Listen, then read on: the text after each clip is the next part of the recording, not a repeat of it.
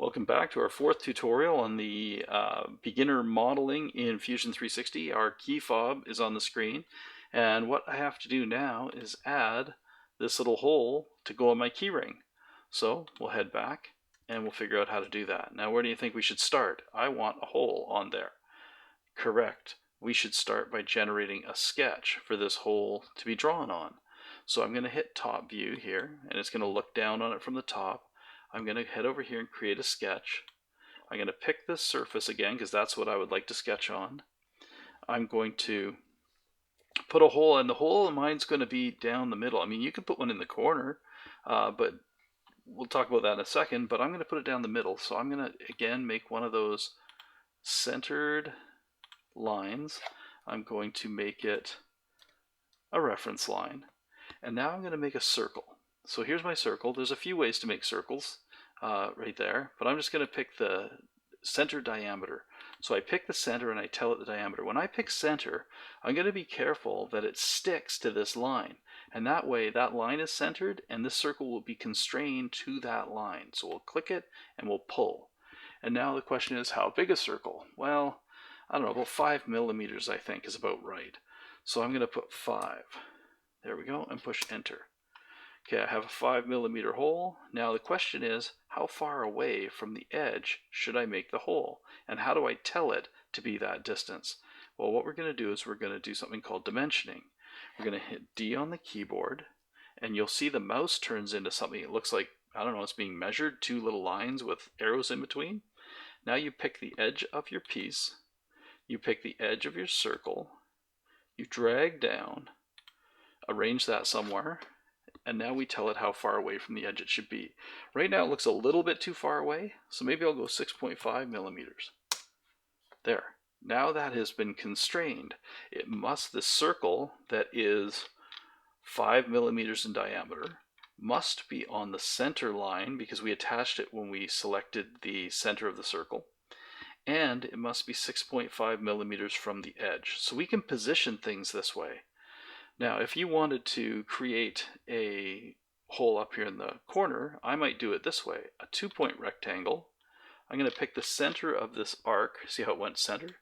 I'm going to drag this out and get myself a square that looks to be about, oh, I don't know, let's go 3 by 3. So we'll go 3. This is what we did when we drew it originally. We tabbed between these boxes when we drew the original rectangle for the key fob, and push enter. So I have a 3 by 3 circle. I'm going to make all of these. This is only if you want to put it up in the corner, remember. You don't have to do this if you don't want to do that. I picked them all. I'm going to push X. They are just simply reference. Now what I'm going to do is create a circle right there. And I'm going to make that, what did I make it before, 5? Let's make it 5.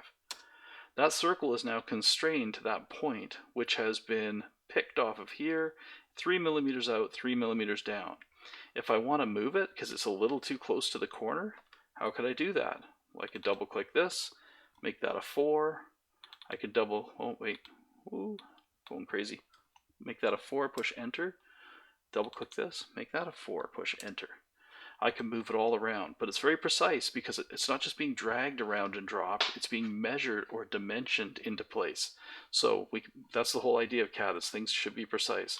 I'm going to just window this and delete it all because I just want mine in the middle like our original one was right there. Okay, so now what I'm going to do is pick it, and I'm going to push E on my keyboard, but this time we're not going to extrude in the way you've done so far. We're going to pull the other way, and you can see what's happening. It has automatically detected that we probably want to cut this out, and we do. By the way, it would be fine if you pushed OK right now, but it's bad CAD. Just dragging down excessively is not precise, and it causes problems later in that if I had this object near another object, it would cut into that object too, because it's going beyond itself. So what we're going to do is back to this, not go a distance, but we're going to go to object like we did last time. We're going to say you should cut all the way through to this side of the object. So we'll click that, and now we are done. Push OK. And you now have a hole. The last thing I did on mine, if you recall, or maybe you didn't pick up on it, is I didn't just leave my hole sharp, I rounded it over. So what tool rounds things over? We already had it. It is the fillet tool. So we're going to pick this edge, we're going to roll it. We're going to pick this edge, and then we're going to, well, you can grab this arrow and see what happens. Pull it a bit and kind of see what you like. Looking at the numbers, it seems like 0.75 works. Push OK. I have now created another key fob. This one was key fob, this one is keys. And that's it. There's your tutorial. Next tutorial, well, actually, I should just leave you with this. If you want to make this, all you have to do is run up here to the top level, right click, and go save as STL.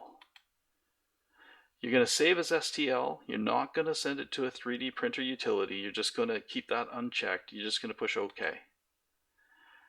Then you have to save it somewhere. See, it's automatically saving an STL. So this STL is the file you need to bring into your slicer software so that you can get it to the printer. So that's what you would do with this file. You would bring it into your Tinkerine slicer software by importing it, and then you would slice it up and send it over to the printer, and your key fob will be made.